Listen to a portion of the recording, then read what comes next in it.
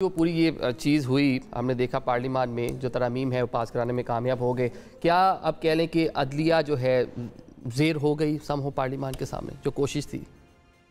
بہت شکریہ. دیکھیں ہمارا جو 1973 کا کانسٹیٹیوشن ہے نا اس کا جو بیسک سٹرکچر ہے وہ trichotomy of the power, fundamental right and Islamic provision, یہ جو سائلنٹ فیچر ہیں کانسٹیٹیوشن کے. ابھی یہ ہے کہ جو ٹرائکاٹمی آف دی پاور ہے اس میں پہلے بھی اوور لیپنگ ہوتی رہی. ہم نہیں کہتے کہ عدلیہ کی تاریخ بڑی اچھی ہے, عدلیہ نے بالکل کیا ہے جہاں پہ ایگزیکٹو کا کنٹرول تھا اس کو نہیں. لیکن وجہ کیا بنتی ہے؟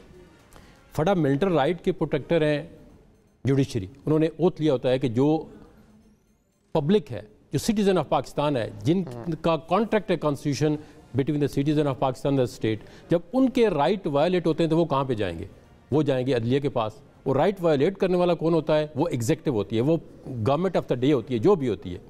اب جب دیکھیں نا آپ, وہ اگر گورنمنٹ کو ریٹ ایشو کرتے ہیں وہ کہتے ہیں ان کے معاملات میں مداخلت کرتے ہیں. یہ غلط بات ہے کہ آپ پرائم منسٹر کو بلا رہے ہیں عدالتوں میں, یا منسٹر کو بلا رہے ہیں, یا ان کو فنکشن نہیں کرنے دے رہے جس طرح ماضی میں رہا ہے.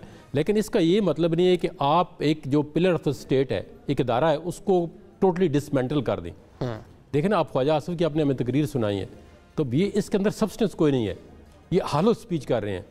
اس کی وجہ یہ ہے نا کہ خواجہ آصف نے سب سے پہلے جسٹس اطہر ملا نے نواز شریف کو ریلیف دیا ہے سب سے پہلے جانے کے لیے. جی باہر گئے 426 اطہر ملا کے ساتھ اتنا پریشر تھا, اس نے سب سے پہلے جوان مردی کا مظاہرہ کیا, اس نے میاں نواز شریف کو ریلیف دیا ہے.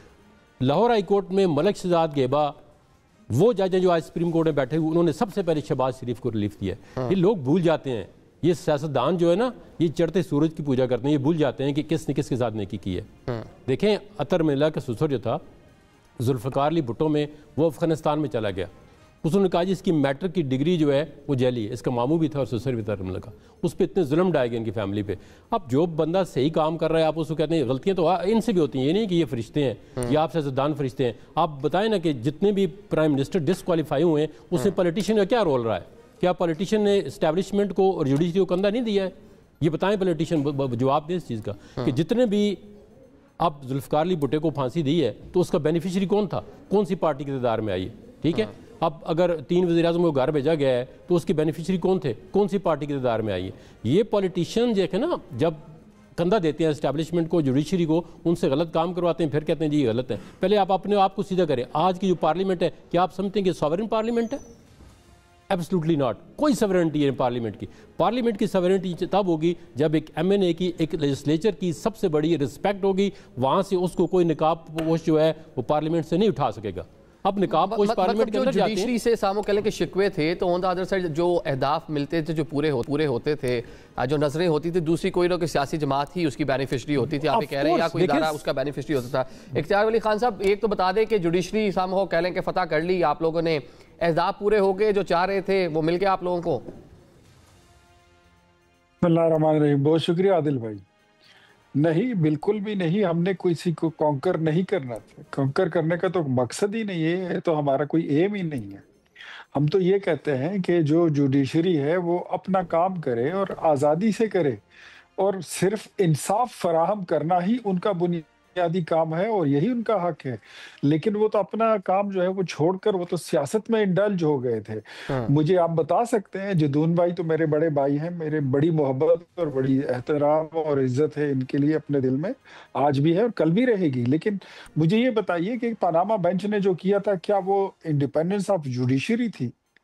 کیا نواز شریف کو نااہل کرنے کے بعد پاناما کی بجائے اقامہ پر, اور پھر اس کے بعد دیکھا کہ وہ پارٹی کے ٹکٹ تقسیم کر رہے ہیں تو پھر ان کا عہدہ بھی چھین لیا, پڑ گئی تھی ان کے کلیجے میں ٹھنڈک, وہ انڈیپینڈنس آف جوڈیشری تھی.